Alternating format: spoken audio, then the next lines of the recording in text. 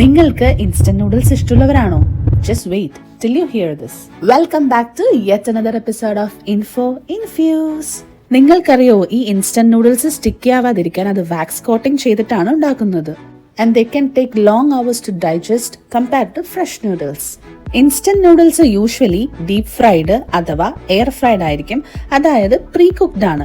So hot വാട്ടറിൽ നമ്മൾ add ചെയ്യുമ്പോൾ ഇതൊരു eatable ഫോമിലേക്കാവും.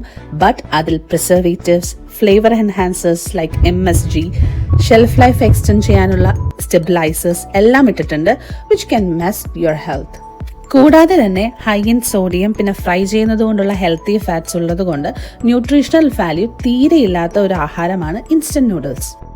Normal noodles generally healthy ആണ്, especially whole wheat or rice noodles, as they have fewer additives and better nutritional value. So, will you eat instant noodles? Let me know in the comments. See you in my next video. Bye.